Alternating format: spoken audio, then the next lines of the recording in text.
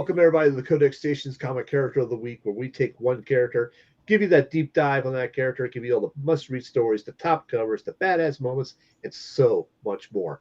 I'm your host tonight, Sal the Slab Guy, and as always, are my usual suspects in crime with me here, down below, Dan the Man Kelly. Over here in the corner is the Ric Flair of comics. Woo! And what happened to get Dan? Dan just dropped on there. Okay. And then, of course, the master builder himself, J-Dub, right over here. How you guys doing? Good. Doing good. Doing one of Jamie's favorite characters here. Yes. And this is a fun one because this is actually a redo from the original. This isn't technically a revisit. Here he is.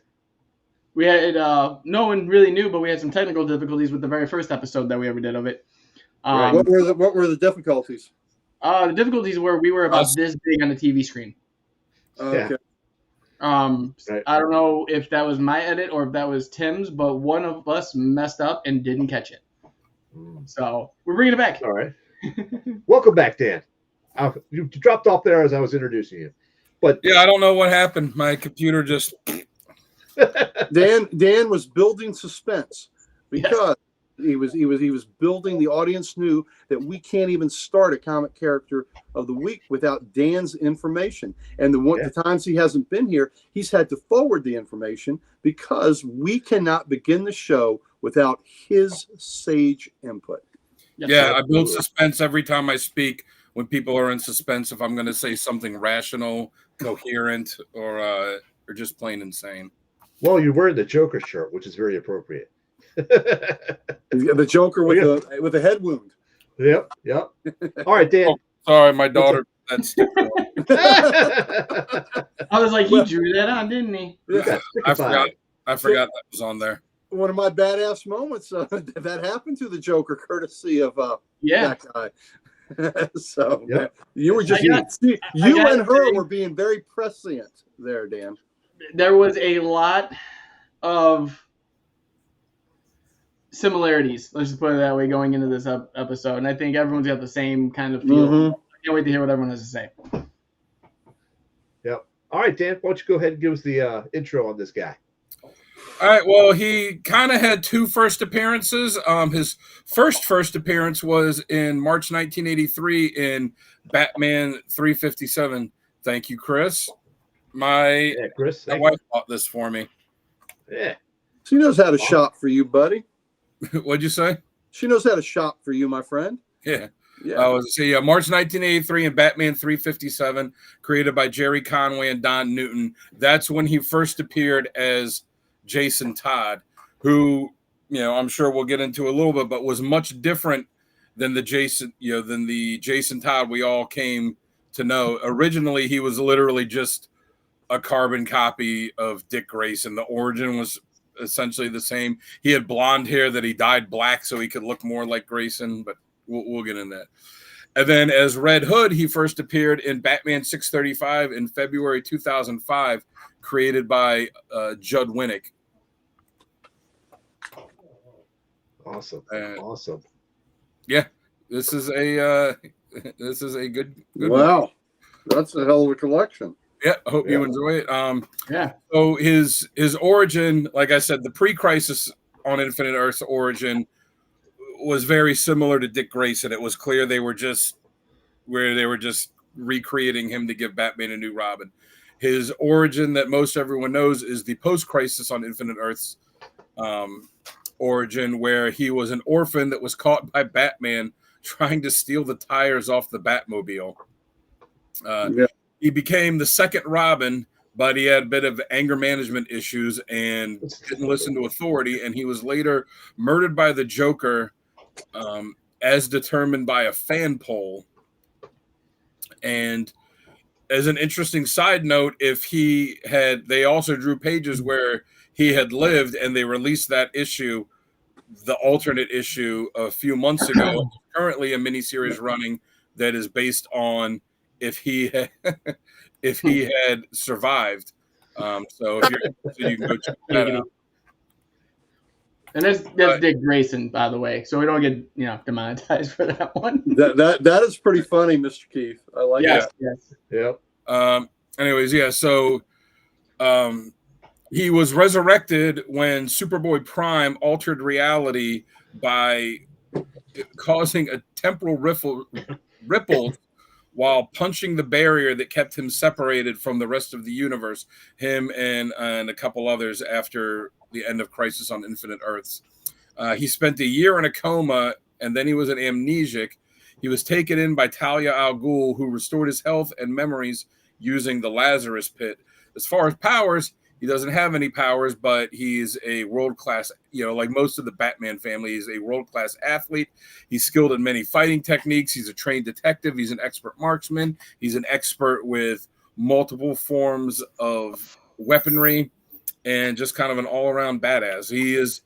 I've likened him before to he is or could essentially be DC's version of the Punisher if they really chose to take him that route. I agree with that. That's a good assessment. Yeah. I agree too. All right. Awesome. Thank you for that wonderful intro. All right. So let's go ahead and jump to our next segment, which will be what works best. What Superboy Prime, what a troublemaker. He was an ass. He was an ass. Yep. Fortune makes his first kill-off panel. Yep. That's true. Nice. Good stuff. All right. So what works best with this character? I'm going to say, Uncle Gary, why don't you go ahead and kick us off on that? What works best for you? All right. What I like best about this character, I mean, when Jason Todd was Robin, I don't know, it's kind of, he was a little bit of a different kind of Robin, but but the fans pretty much, they didn't like him. And when Dan mentioned the poll, the call-in voting to kill him, it was found out late. I believe the difference was 71 votes, I think, or 72 votes was the difference that people had voted to kill him. And you found out one guy voted over 100 times. He found a way to game the system to get extra votes in. And that one guy's desire to have him killed, hey, Bougie, I think that's cool. I hadn't thought about that, but what Dan said is cool, that he could be the Punisher. But yeah, very well could be. But the fact that one guy wanted him dead so bad that he ended up, making it happen. And DC was kind of surprised. They didn't think the fans would vote to kill him, but it worked out that way, and they killed him. And you don't think of him again until he's resurrected. And at first, most of the time when they resurrect a character, you're like, well, especially when they had a dramatic death like he had, you kind of hate to see him come back. And I felt the exact same way about Bucky. When Bucky came back, that was like the one constant. The two constants in the Marvel Universe was Uncle Ben would stay dead, and so would Bucky. And when Bucky came back, I wasn't for that. When Jason Todd came back, I wasn't for that. But then I saw what they've done with him, and I'm very happy they have, because I think Red Hood is a fascinating character. Yes. I like him best as the dysfunctional member of the Bat family. I like it where Bruce is always trying to bring him back in and still views him as a son, but there's so much baggage because he felt like he was abandoned, and he felt like he was left there when he was, those years he was dead created a chasm between him and the Bat family. And the fact that he is willing to use lethal force in a way ties him more to Damian. You're right, Chris, they didn't ties him more to Damian than the other Robins, because they have both killed. But the fact that Bruce still thinks of him as a son, they still love him, they still embrace him, but he can't bring himself to fully embrace back. He's always got to keep that gulf between them, and I like that drama in the character, that he does that, and he's also proved himself to be a pretty good leader of his own teams, even though that their methods, are a little more outside the norm. They're a little more lethal, a little more dangerous than the other teams that Bat family members have run. So I like him as that dysfunctional member of the Bat family that is loved, but man, it's prickly. It's a prickly kind of love, So there's just it's not warm and fuzzy. It's there. It's not warm and fuzzy, and I just like having him. He's walking that line. He's walking that line between criminal and hero all the time. So that's Jason Todd, the Red Hood character, that I think is quite fascinating, and I am glad that they resurrected. Okay. All right, Jamie, how about you? What works best for you? I think he works best when he can fit in with anybody. And me meaning that is like he can work with the Outlaws, he can work with the Bat Family. He's multidimensional in the fact that you can place him somewhere and they'll find a way to fit him. And whether right or wrong, it still makes for a good story, especially with him. Whether it's real bullets or rubber bullets, he'll find a way to fit in. And like seeing it from an outlaw point of view to, like I said, the Bat Family point of view to, working with a Bizarro to,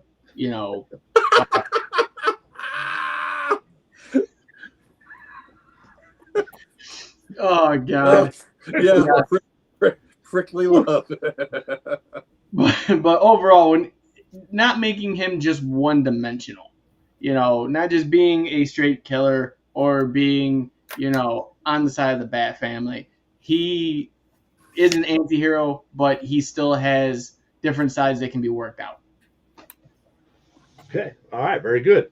Dan, how about you? What works best for you? Yeah, I didn't like the rubber bullets either. Yeah, I see. I'm the opposite of Jamie. I like him when he is being absolutely brutal in taking out his enemies, and like I said, that they should do, should keep him on the path that he kind of initially was on when Judd Winnick, revived the character. Was it seemed like they were making him the DC version of the Punisher, and they kind of have moved away from that, but then they've kind of flip-flopped over the years between how they handle him. But I would like to see him be that brutal vigilante that the Punisher is for Marvel. And what was the series? The Elseworld series. He had the DC Undead one. Deceased, Unkillables. Deceased, yeah. Yeah, I like how he was in that, where they had him develop a relationship with Ravager. Mm-hmm. I thought that was a pretty good relationship, and I think that would work in the DCU proper too. Yes. Yeah. Still one of the best scenes ever. Yeah. Panels. Yeah. Oh yeah, that's that's how I like him, is how he was when he was originally introduced. Just a brutal vigilante that would cross the line that nobody else would cross. Because when he was a Robin, he was just when he was originally created, he was just a carbon copy of Dick Grayson, and then post Crisis on Infinite Earths, he was just an annoying little shit. And when they put him back as the Red Hood, that's when he became a good character, really. And it's interesting too, like you said, there were so few votes that separated him from living and dying, that how different would DC have been if see, Bougie knows what's up. Yeah. How different would DC have been if he had lived and they kept around as Robin? Like, would he have then graduated to another persona the way that Dick Grayson did for Nightwing? Would he have stayed Robin longer? Maybe we never would have gotten Tim Drake introduced as a character. Maybe Stephanie Brown never becomes Robin for a while. Like, who knows how drastically different things would have been, how many characters would have existed or not existed just from those few votes. I agree. We're from one guy. Yeah. One guy. Yeah. What did you vote on, Gary? I did not vote on it. No. I did not vote on it. Nope, I abstained. But it was my era, and I decided. I remember too. I didn't vote either way. It was like 50 cents a call. I didn't care about him that much. Red Hood or Winter Soldier. The activated Red Soldier. I like it. I'd go Winter Soldier on that one. I'd go Red Hood. I think. I'm not sure. I think that's cybernetic arm. What Winter Soldier though? Is it the I'm working with Cap Winter Soldier, or is it the straight killer? Yeah. If it's the assassin Winter Soldier, I go with the assassin.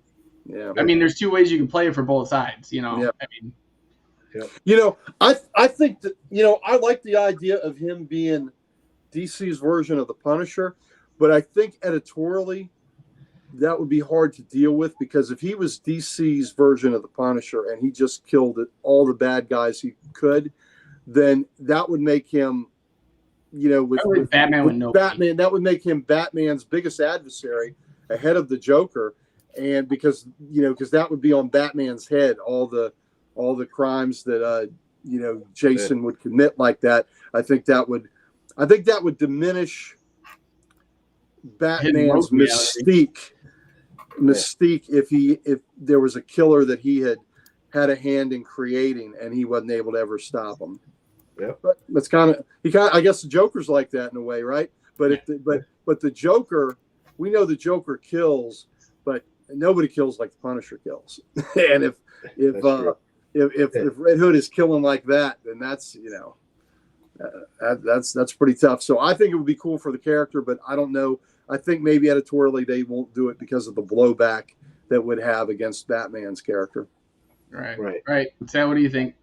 So for me, I'm going to side a little bit more with Dan on this one because I like him when he's doing the full-on rage fighting crime, and it just felt like to me that with his personality, the worse the crime is, like a serial rapist or a child killer or something like that, that would be something that just drives him over the edge to kill that person. Where everybody would be like, okay, we're going to get this guy in jail, whatever. He would be the guy standing right at the end. And go bam, and just take that POS out of the equation. So I always liked when he was doing that, fighting with the rage thing, and when I think working with people, while he did work good with the Outlaws, I think he works better with a smaller team, like 1 or 2 people. I think he comes into his own better in that situation. So I like the Gary called this one out, the rift between Batman and him, and I think that is a good yin yang situation. They're both trying to do the same thing, but Red Hood is going that step further that Batman will never do. He'll cross that line. He'll cross that line, and I think that rift that causes the rift to go even bigger, but that rift leads to good drama and good storytelling. So I like that version of it. I like the small like you said, a smaller team. I like the version where the Outlaws were Bizarro, who had his intelligence, and Artemis. I thought that was a cool book. Yes, it was. It was. All right, so let's go ahead and jump to our next segment, which is Badass Moments. And Jamie, you can kick off this one and give us your badass moment. Red Hood's an Avenger. There you go. Red, yeah, he was happier as an Avenger. He was much why not, man? The Avengers will take any damn buddy. But he didn't want to kill anybody because he was getting laid all the time. The Beast hooked him up with his Rolodex, and he was getting trimmed left and Wait a minute, but the Beast wasn't there. He wasn't an Avenger. Oh, the Beast was an Avenger. He's he's enshrined. He's in the furry Hall of Fame. We're talking about the Red Hood, so let's keep going with the Red Hood tonight. All right. We'll save this fight for later. I'll get into my badass moments here in a second, but I do want to say one thing. I did watch I listened to the old version we did, and that old version really you see my progression as a person more from that. Jesus Christ, Chris. There was a line for the why we like them, and I literally says because I have the same feelings that he does, like the angst, the anger, and everything else. And Sal literally went, and if anyone feels like that, contact for help. And I didn't take it seriously. I was like, oh, that was funny. But then I went back, and this is before Uncle Gary, and me and you had that conversation. Yeah. I didn't realize how bad I really was. I watched that video back, and I just got to say, this team helped me through it. And I wanted to redo this too because of the fact that I wanted to say thanks. And now I have that chance because I know I say it a lot, but without you guys, there'd be nothing. It literally, that one day changed everything. So, but after the sappy note, badass moments. Number 1 is Jason shooting Penguin in the face. That was the greatest thing ever, and Batman's reaction was no, that's what I told you not to do. I thought that was cool. My second is the series for Battle for the Cowl? Is that correct? Yes. Yeah. It was a 3-issue, and he snaps and starts going after all of the Bat family and trying to kill them all. And my last one was from 3 Jokers. After he shoots Joker in the face, he's looking down at him, And Babs is all freaked out. And he goes, God, I hope that was the right one. Well, yep. Oh, and when she gives I almost had that one on my list. when too. she gives when she gives him shit for killing him, Yeah. she tried to stop him and missed. He goes, "Well, ask yourself then. When was the last time you missed?" Yeah. And she didn't stop him. So I mean, that hurt her. I mean, that was a hell of a shot right there that he took at her.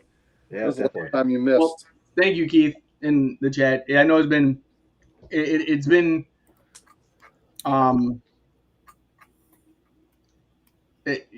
I don't know how words can explain without getting too emotional. I'm sorry.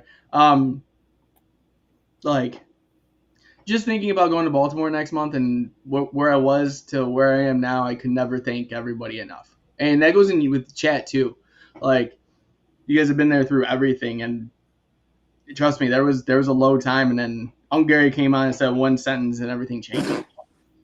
I'm not even kidding. Like Tim helped me through drinking, and Uncle Gary helped me through life, and the rest of his team carried me along the way.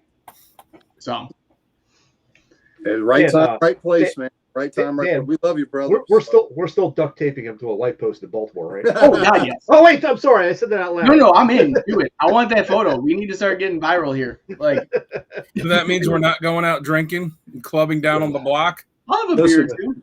When you get duct tape, You don't know what the block is, but No. Let me tell you, when you get duct tape to a lamppost in Baltimore, you're liable to get viral. There are a lot of viral things you're gonna get. That's for Oh, sure. if we tape you to a lamppost in Baltimore, there's every chance that that's the last thing that will, the last positive thing that will ever happen in the rest of your then to be short life. That's right. That's right. Listen, Baltimore is great, but be careful. Get a room. There you go, Chris. We have several. Yeah, Baltimore's great as long as you stay in the okay parts of it. It sounds like Chicago. Yeah. Yes.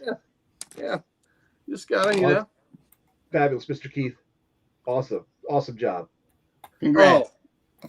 Kudos to you, my friend. Good job.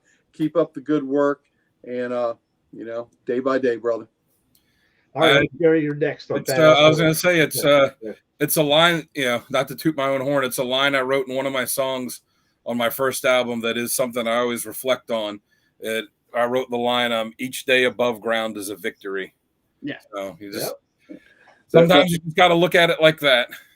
Yep. That is true. And like I say every morning, this is very cheery. Every morning when you wake up, you're one day closer to the grave. Well, that's true too. Yeah, there you go. Yeah, I needed. There you go. Every day when we wake up, one day closer to the grave. But seriously, every day you wake up, stand on your feet, walk through the day. That's what we do. Yeah.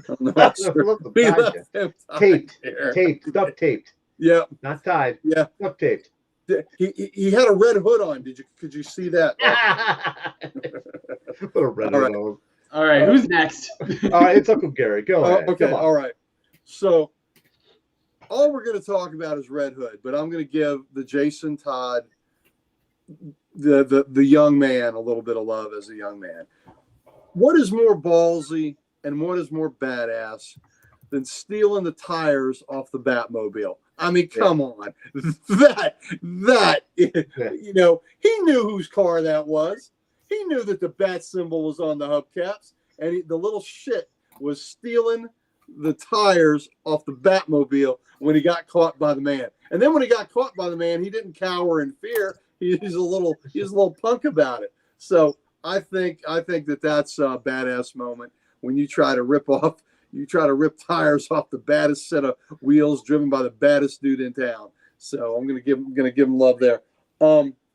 In three Jokers, we talked about where he shot the Joker and that scene. So talk about that. I'm gonna give another scene when they were confronting the stupid clown Gaggy, and Gaggy had a weapon and all we found was this redhead, and he was talking. All we found on the side of the road was a bandana. Yeah. I won't bring mine. He's on the side of he's shooting so Gaggy is there, and Gaggy has a weapon, and Jason shoots behind him, and behind Gaggy is a tank with a giant shark that's been jokerized, a great white that's been jokerized, and he shoots the tank, and the it breaks, and the shark comes out and it just chomps Gaggy. So the fact that he did that to Gaggy, and Gaggy didn't make the shark Gaggy, it just was I thought it was a brutal, badass moment. And I also want to give some love to my good buddy Calvin Duncan, my protege. He's in Japan right now, living a great life. This is Calvin's favorite character, Red Hood is. So I reached out to him, and I wanted to see, if he had a moment that he wanted me to use that resonated with him. And so I want to give Calvin some love and give Calvin some say here. And what Calvin had to say was, one of my favorite badass moments are from Red Hood Lost Days, when Jason learns everything about assassination, sabotage, and espionage from teachers that Talia sends him to. And then when he's finished learning from them, he kills them all. So there you go. There you go. There's my third one right there. So they sent you to the best teachers that one of the senior members of the League of Assassins can send you to, and what are you gonna do? What are you gonna do? You're gonna kill them. So you've learned what you need to know, and you're gonna show your new skills by killing your teachers and your trainers. So there you go. That's pretty badass to me. That is very badass. All right, Dad, you are up next for badass moments. Hit us. Well, I mean, God, everybody keeps taking mine. So I know. it took the Three Jokers issue 1, even though I really didn't care for that series. It was badass in issue 1 where he shot the Joker in the head. It's like, finally. And then I was also going to say Teen Titans 29, that was mentioned in the comics, that was mentioned in the comments. When he broke into Titans Tower, beat all the Titans while shit talking him, and then beat Tim Drake, who's my favorite Robin. And that was pretty badass that he was just able to take them all out, one by one. But so I had, so those are taken. I had a couple others alluded to it. Someone else in the comments alluded to it earlier at the beginning of the episode. Batman 635, when he delivers a duffel bag full of heads of the lieutenants to their mob bosses to inform them that he is now taking over the mobs. And he's telling them, I'm taking over, and they're kind of questioning him. He has the bag, dumps all the heads out, like, these are your top lieutenants. Like, I could keep going, and that's a pretty good way to stake your claim. Well, he was just giving him a heads up. Yep. He said he did that. He said he did that in an hour. He goes, what I could do in an entire afternoon. Yeah, the duffel bag was pretty good. And then the last one I have is from Red Hood Lost Days issue 2, when he literally dug himself out of his own grave. Mm-hmm. I mean, it doesn't, it's pretty badass when you're dead in the coffin under the ground, and you just decide, nope, enough of this, and dig your way out. Something like that. We've seen it with Spider-Man and a couple others. That's always something pretty big and iconic. Yeah, absolutely. All right, for my 3 moments, one, Jamie took with shooting the penguin in the face. Badass moment right there. I can't add to that. That's just amazing. And he improved the penguin's looks. Yeah, most definitely. So other one I have from Red Hood and the Outlaws, number 32. He's introducing himself, and he introduces himself. He goes, "My name is Jason Todd, better known to the NSA, the CIA, the Homeland Security, FBI, KGB, the Mossad, and Interpol as Red Hood." I mean, it's the way you listed all the agencies out. I was just like, okay, that's pretty badass. And my last badass moment is actually kind of going back to how I like this character from Batman 424. Serial rapist Felipe Garzonas escapes persecution because of diplomatic immunity. Okay, and upon hearing this, one of his rape victims hangs herself in fear of her being raped again by this guy. And as soon as he hears that, he makes a beeline to this guy. He actually beats Batman to him. Okay, because I guess they were both racing to him. And by the time Batman gets there, he sees this guy falling from a 22-story, balcony, and he's like, "Oh, I must have spooked him. He slipped."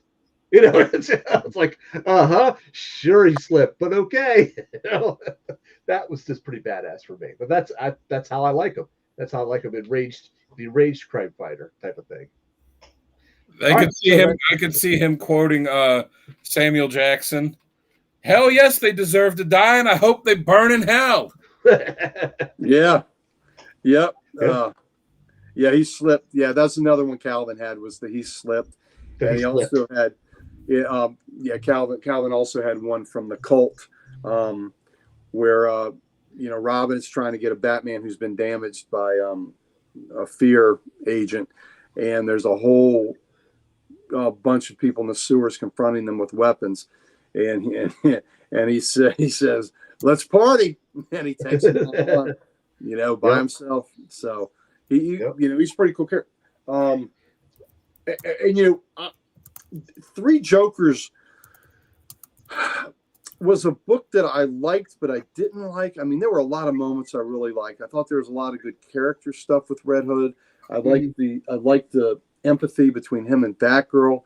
And there's another instance where he was captured and he was being beaten by a Joker with a crowbar. And as he's being beaten, he tells the Joker, "You better hope I stay dead this time." Yeah, that's a pretty badass comment. Yeah, indeed. All right, so we've talked about what we like about this character, some badass moments, but now let's go ahead and talk about what we don't like about this character. And Dan, why don't you go first on this one? Okay, all right. Jamie says 1 second. All right, there we go. Go ahead, Dan. I'm back. Sorry.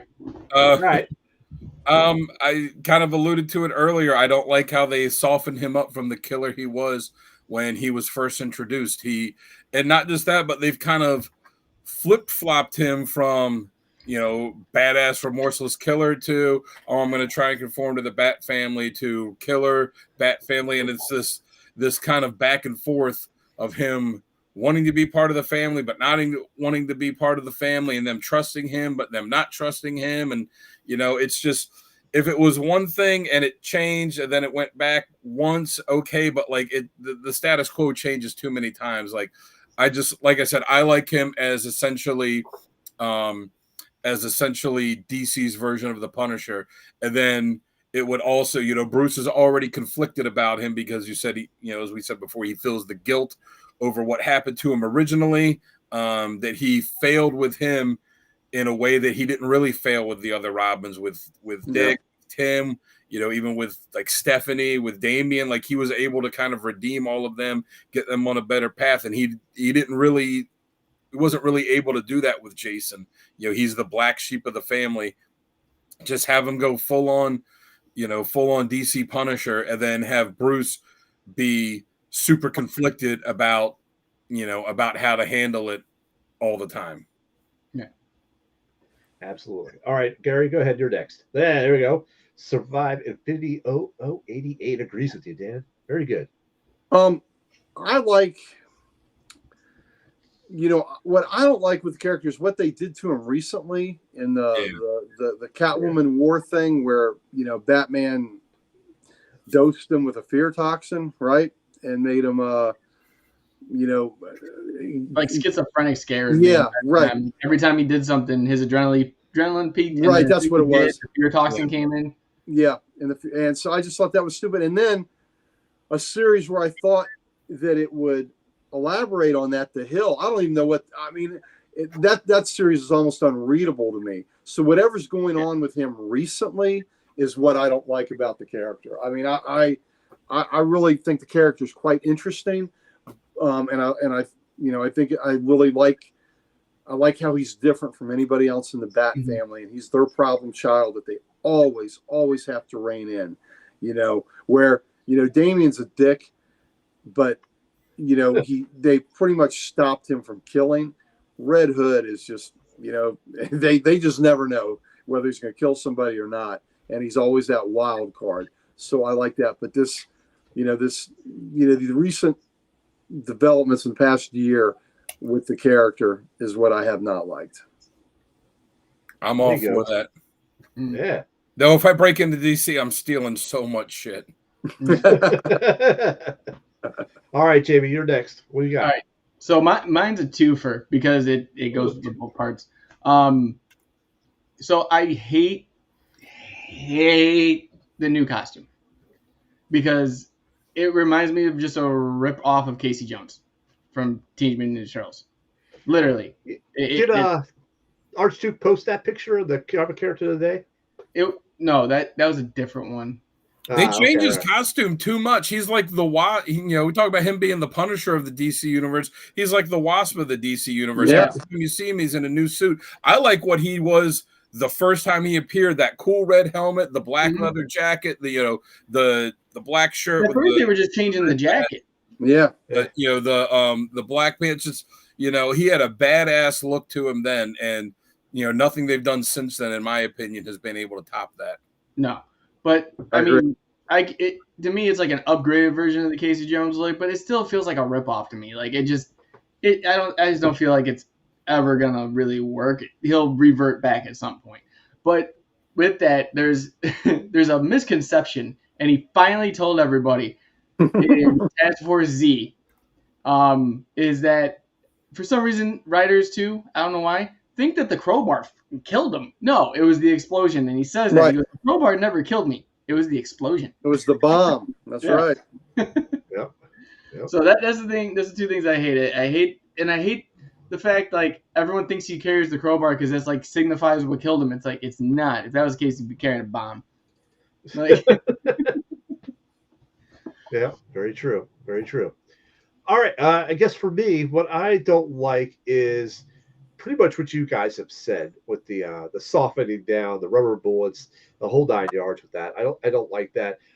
I also don't like the flip flopping, like Dan said. I don't mind the occasional one. Like he can be part of the family, he can be trying to conform, but then he's going to hit that one person that's going to be like, nope, you're toast. I'm killing you. That type of thing. And then there could be, you can have that drama from that.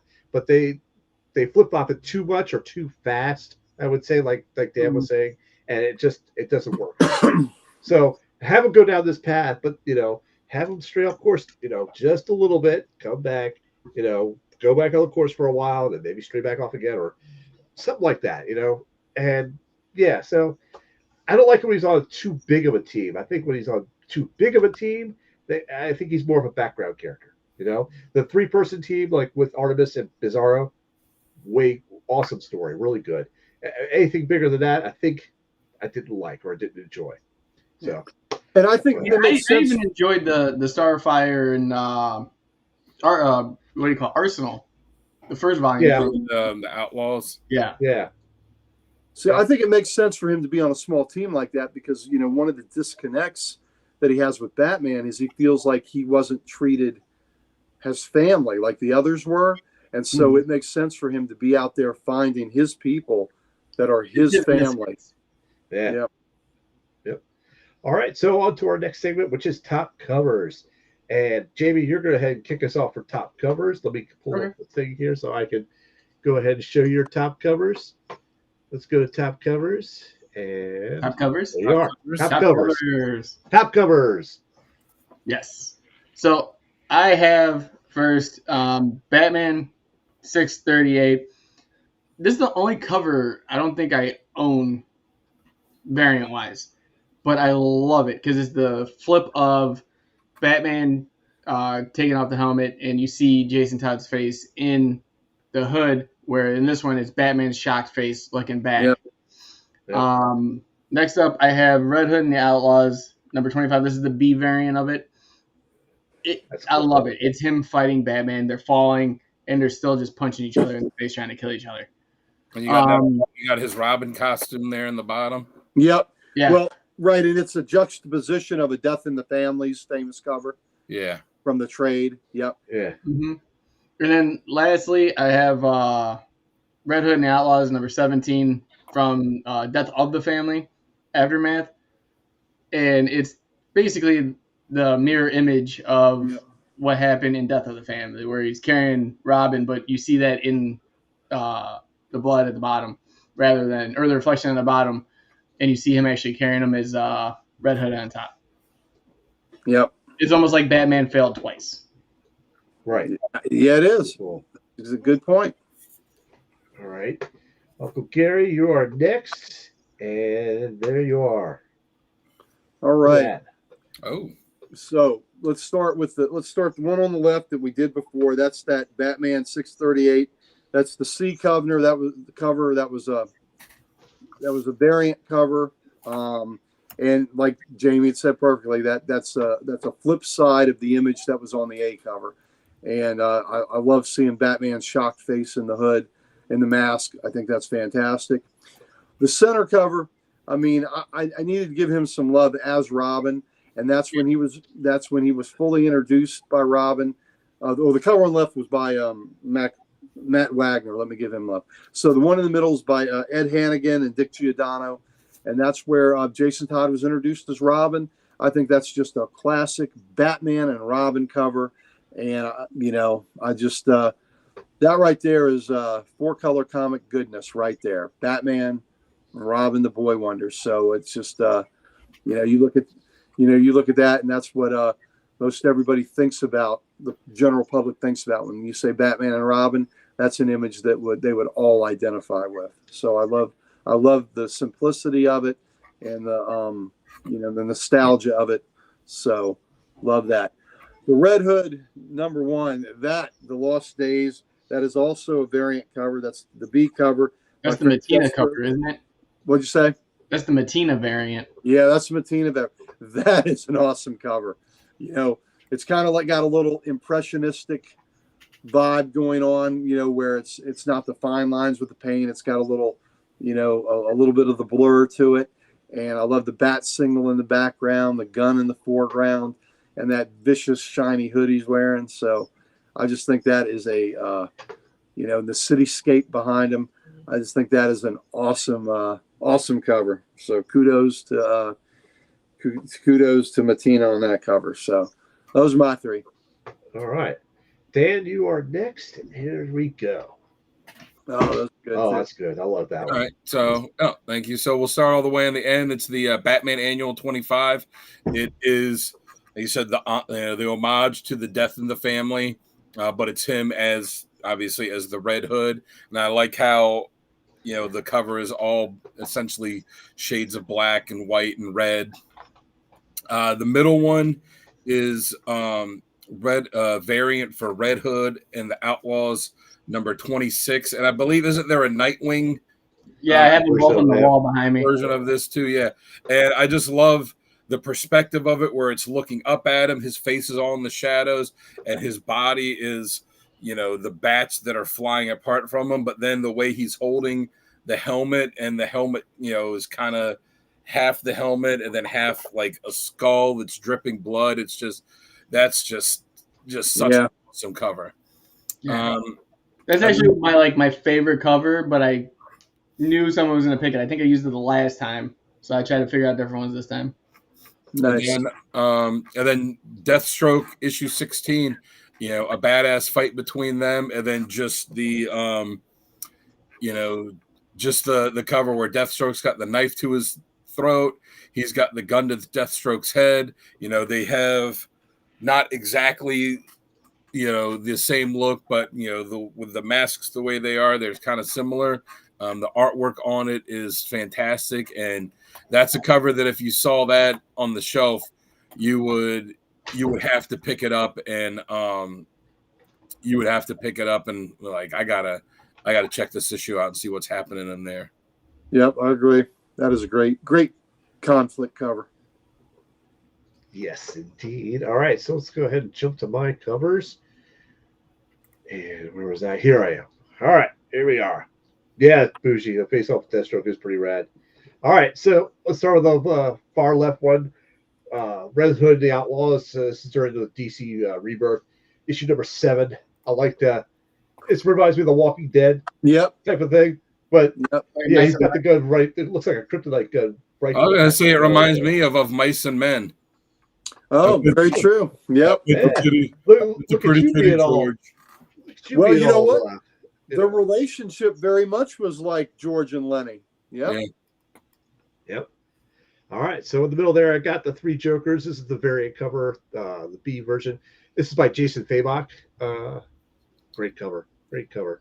And then, of course, one of my favorites, Red Hood number 27. Red Hood the Outlaws number 27. If you notice in here, the bat symbol has an X through it, which is pretty funny. But he's actually just wailing on this guy with whoever he's wailing on. He's wailing on with a crowbar and just got the blood splattering. The black background makes it, I don't know, really unique. I like the way it stands out. It's like all those black, white, and red books that Marvel's Yep. so obsessed with doing now before they got obsessed with it. Yep. That's the template right there. Yep. Very much. Yep. All right. So that's cool. Great covers, guys. This goes to our next segment now, and this is Essential Readings. And Dan, why don't you go ahead and kick us off with your Essential Readings first? I'll pull up the thing. I'll pull it up. Hold on. Because I'm running the stuff here. Where are you, Dan? There you are. No, that's not you. That's scary. Are you having a seizure? I am. Here we go, man. Here's your readings. All right. So I'll start off at Death in the Family. I mean, it's a seminal Batman story. And, that's really it's where Jason Todd's story as Robin ends, but that's really where his story as the Red Hood. That's where it begins. And, it showed the effect that it had on Batman. But it's also, like I said, it's the birth of Red Hood, because without that story, we don't have Red Hood. And then Under the Red Hood, that's the storyline when he came back, and you find out, like Gary had said, for a long time in comics, one of the only set things was, everybody, nobody stays dead except for Jason and Bucky and Uncle Ben, and two of the three have since been brought back, and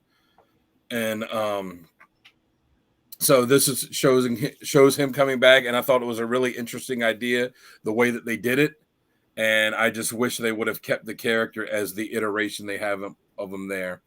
And then The Lost Days was I believe it was an 8-issue miniseries that was really good, and it showed his essentially his as kind of mentioned earlier, it shows his almost his Batman like training, the way that Bruce went around the world and went on to all these different people that would teach him different skills that he could master. It was the same thing for Red Hood, except, as you guys said, he just kills him afterwards because he's like, well, you're a bad guy. But it shows how he got this unlimited, essentially, amount of money from Talia al Ghul, and how he goes around, training, and how he develops his mission. And just an essential read if you want to find out not just how Jason came back, but how he became the Red Hood. Yep. Awesome stuff. For sure. Right. Uncle Gary, you are next. Well, there's not going to be much deviation here at all. Find yourself. There you go. So there we go. Look at that. Hey. Exact same thing. Great minds alike. There you go. Ditto what Dan said. Death in the Family. You can't understand this character without reading that book. Pure and simple. Under the Red Hood explains how he comes back, and Lost Days explains how he became as skilled as he is, as a fighter, and what he learned under the tutelage of those masters he trained under. So those are seminal readings to bring you, I think, all the information you need to know about this character. So, yeah. So, and he was kind of essentially learning some of the stuff that Batman didn't learn. Batman was like, I don't really need to know firearms and right. as much as some of this stuff and poisons. And he's like, nope, that's what I'm going to learn. That's what I'm going to use. Yeah, he learned the lethality that Batman didn't learn. Yeah. Yep, absolutely. All right, Jamie, you are next. And here we go. I'll answer. Jamie. Yeah. So Oh, yeah. first two, don't need to say much. But I will say, Under the Red Hood, the animated movie is actually what got me into the character of Red Hood. Yeah, that was So good. from that point on, I started getting everything I could, possibly Red Hood. Yeah, that Urban Legend 6-issue arc, that it was dull. That I hated that, except for the stories with Red Hood. But the last one I have on there, Red Hood and the Outlaw, Volume 2, number 24, that's the one where Penguin was shot in the face. Yeah. I think that is a great single issue if you want to see the struggle between what Batman wants for Jason and what Jason is against with Batman. Yeah. Because he literally tells Batman, I've been using rubber bullets for you, I've been doing the right thing, and you still won't see me as an equal. He goes, so I'm going to do the one thing that you finally won't. There you go. Awesome. Very That's kind of a cool. badass moment right there. It is. It is. So let's go ahead and jump to my stories here, which are right there. All right. So I went with a different one. So thanks to Dan chastising the hell out of me for not changing my Wolverine stuff, I completely changed all my stuff for Red Hood. Thank you, Dan. Well, see, I kept mine the same on this because once this one is done, the other one's getting dropped off of the page. So Yeah. Well, this is different than a revisit. This is a re-record. Yeah. This is a, let's do this again because there was a mess up. But I'm glad I was able to have a profound effect on your life. I hate all you guys. I really did. I hate all you guys. It's okay. I wasn't You here can for hate, the but first one. you gotta appreciate. I'm not culpable, Sal. I wasn't here the first time. I know. You're Gary. You're okay in my book. Everybody else dead to me. Except Sal's fired. Beast is an Avenger. Yes, I'm fired again. Woo! Yeah. All right. Well, these stories I think like made my cut lists, from last time, and I forgot a lot of this because I didn't write it down. But Teen Titans: Life and Death, good storyline there. The Red Hood and the Outlaws 1 through 7. This is about Bizarro's return or Bizarro ending, and they got Solomon Grundy in there as well. This was a good story because it was just a limited 3 characters, I believe it was. So this was the smaller team version. And the last one there, League of Assassins. God, where was my freaking thing on that one? Come on. Yeah, there's a lot to put into that, but that's from New 52. Yeah. That's from From Volume 4 of Red Hood and the Outlaws. That's the first series, 4th volume trade. There you go. Definitely one to check out. So here we go. Thank you guys for making me change my stuff. Thank you very much. Okay. No, I only said you should change it when we do the revisits because otherwise you just watch the original one. That's why I specifically mentioned to you. I sent you the thing on the text. I was like, "Oh, Jamie said he's dropping the original one off after this." Yeah. I got a whole bag of zippets here for you if you want it. All right, folks. Nurse. Moving Nurse on. Practitioner evil. That's right. Moving on. We're going to jump now to our best writer and best artist. So, Dan, go ahead and kick us off with that.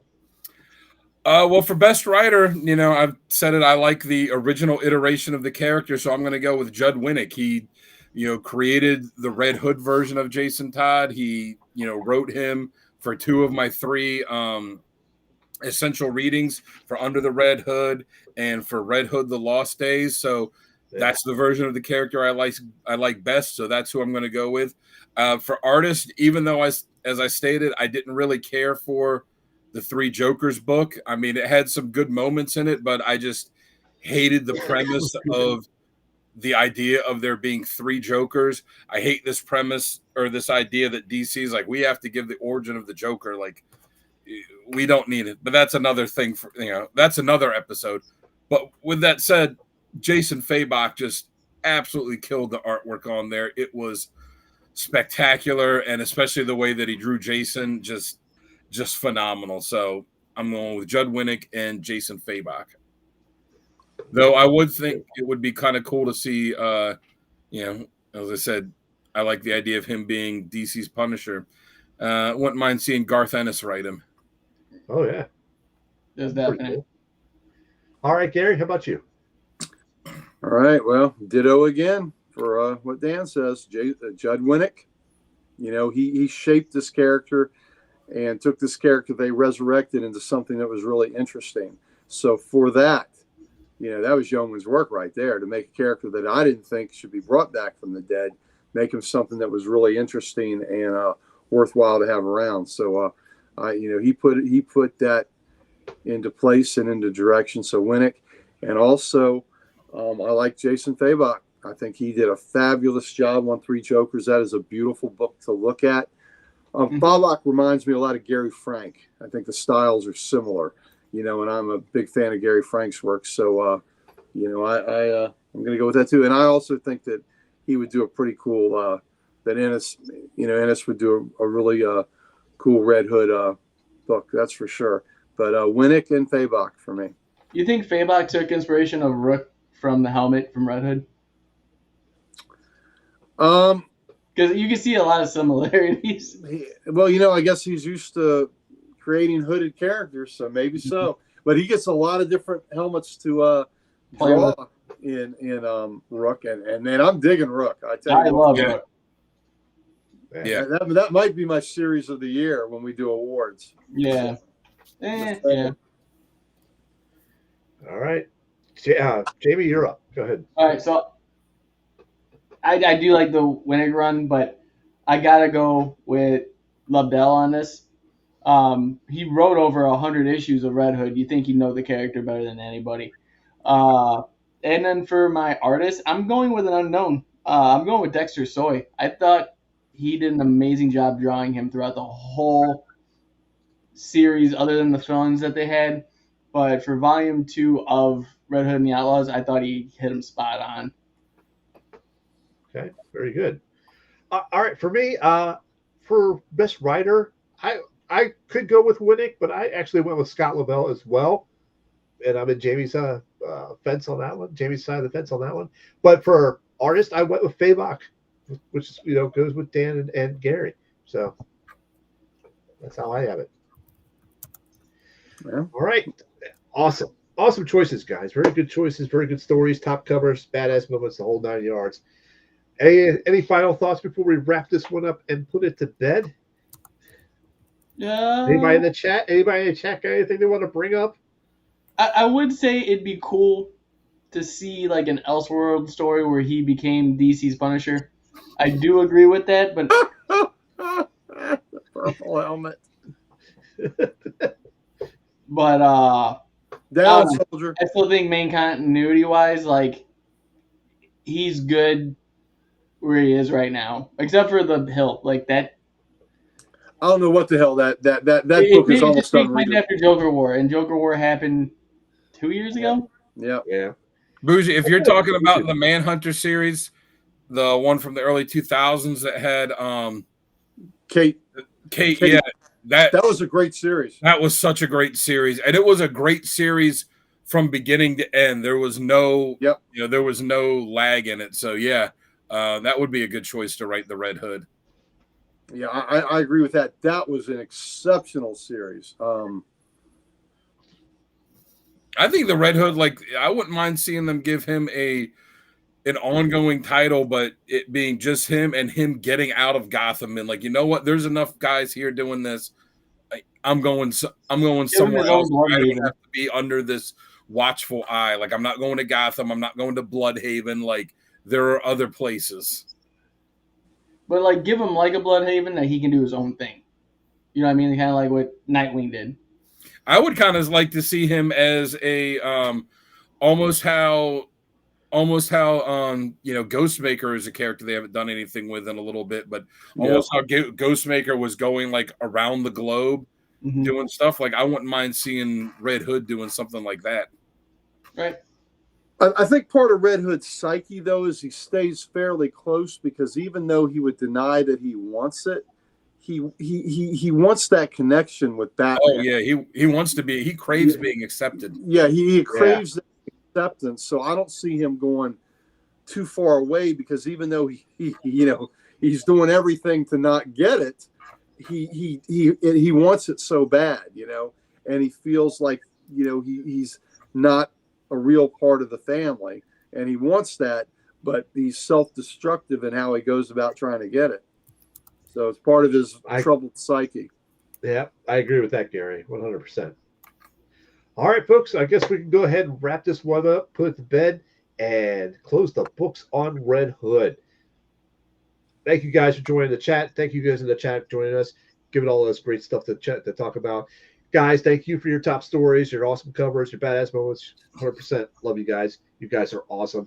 He needs a sidekick like the Orange Jumper. The Orange Jumper. See, awesome stuff like that. Mm-hmm. All right. Once again, I am Sal the Slab Guy. I am your host of this show and a yellow sundress. You can always find me on YouTube under Sal's Comic Corner and Instagram as the Slab Guy 77. Down below, Dan the Man Kelly. You can find him on Instagram. Dan, you want to go ahead and expand on that, or do you want me to do it? Yeah, that's fine. Dan Kelly on Instagram. Check it out. I'll probably be posting something tomorrow if I don't forget to. So get you one of these. Check it out. Get one of these from that man right there. Do it. All right, Gary. Do it. All right. Where can we find you, Gary? Thank you, Infinity. Find me at Comic Logic, baby. We're Loudoun County, Virginia's only comic book store. So if you're in the Northern Virginia area, please come by and see us. We'd love to see you. Also, the first 3 Thursdays of every month, myself, Rob Kalin, the principal owner, Mighty Mike Harbor, we do our Ye Grumpy Old Nerd show. Jamie was on that show today, and so was Sal. They checked in with us a little bit, so you can catch us on Thursdays there. And also, we want to give love to the Comic Character of the Day site, run by the man, Archduke Kevin. Archduke is his site is the reason that most of us are acquainted. I post the covers of the day. Dan posts always a intriguing random panel of the day every damn day. So he's always got some content that you're like, where the hell did that come from? And Sal, the one I posted today particularly amused me. Yeah, hey, that's right. It's supposed to amuse and befuddle people when they look at those and go, oh my God, how did they get that? So also question of the day, and then Sal's a frequent contributor and comment on there. And then we got to go back to the man up there, the guy who built this station. He built this station for all of us, and we are the beneficiaries of his vision. J-Dub. Yeah. And we have something for you, but I don't Gary wants to give it to you. Oh, I certainly want to give it to you with impetus. We are positively dripping with the socials here at the Codex station, and we would like nothing better than to give them to you. Oh, I still love that every time. I don't know. It makes me smile so much. Well, we're done giving it to you. Go check out the CodexStation.com. It's your one-stop shop for everything Codex. Get some merch, meet team. Let us know what you like and don't like, and find all of our socials on there as well, so you don't miss any of the content we're providing for you, because it's so much. But as always, ladies and gentlemen, and all the coders around, we will see you in the next one. I was going to say real quick, yes, Chris, today was the Moon Knight one. Yep. I remember that. I should leave those with Oh, there you go. And he has on occasion done that.